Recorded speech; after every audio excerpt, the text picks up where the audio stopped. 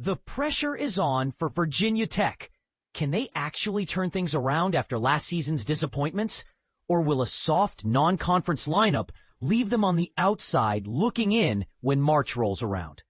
It's a question that gets Hokie fans talking, and here's where the debate heats up. Does scheduling weaker opponents actually hurt their shot at postseason glory? Last year was tough. Virginia Tech wrapped up the season at 13 wins and 19 losses, struggling to an 8-12 record in the ACC. The cracks showed early, especially with a painful 6-game losing streak during conference play.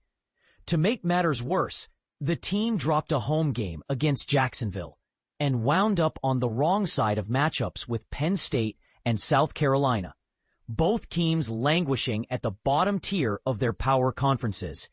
These losses weren't just rough. They were eyebrow-raising, fueling doubts about the program's trajectory.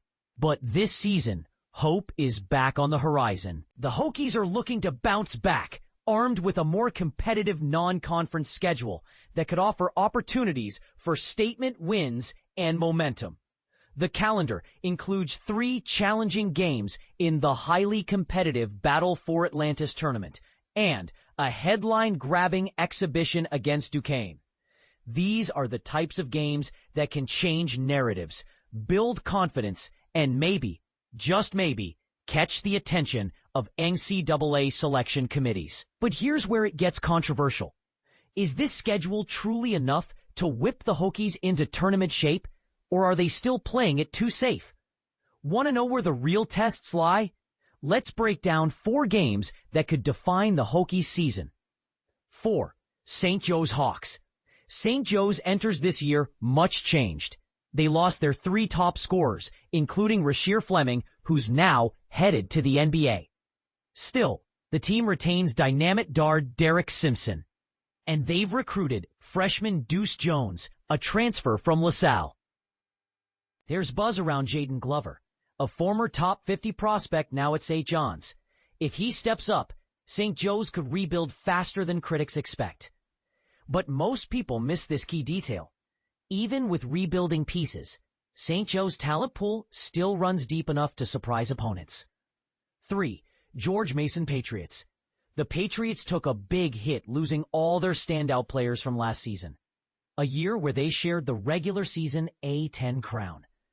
Despite the turnover, they impressed in the transfer market, bringing in Nick Ellington from Murray State, Masai Troutman from Northeastern, and Corey Mincy, a dynamic 6'1" guard who put up 15 points and 4.4 assists per game at Presbyterian. If even a couple new faces find their groove, George Mason could avoid the expected drop-off. And this is the part most people miss. The right transfers can help rebuild a team's identity almost overnight. 2. At South Carolina Gamecocks. Last season saw the Gamecocks languishing at the bottom of the SEC.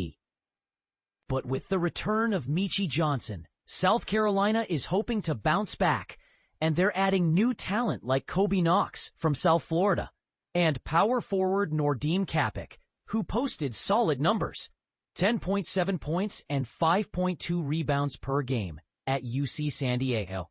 If Kapik makes an impact in the frontcourt, South Carolina might just find their way out of the cellar. The controversial question lingers. Are these additions enough to make South Carolina a genuine threat, or are expectations set too high? 1. Providence Friars, neutral. Providence could showcase one of the most dangerous backcourts in the Big East, featuring Jason Edwards, who averaged an impressive 18 points per game at Vanderbilt, alongside Jalen Sellers, a reliable 15-point scorer at UCF before injury, and breakout candidate Daquan Davis, formerly at FSU. Should sophomore big Erhunwunse Oswin rise to the occasion, Providence could emerge as a surprise contender in the conference. Here's a counterpoint. Is Providence being underrated by preseason projections, or is this hype train missing the mark? So, Hokie fans and college basketball buffs alike, what's your take? Is Virginia Tech's improved schedule enough to earn NCAA tournament respect, or do they still need bigger challenges to prove themselves? Should teams take more risks in scheduling? or play it safe to rack up wins? Share your thoughts below.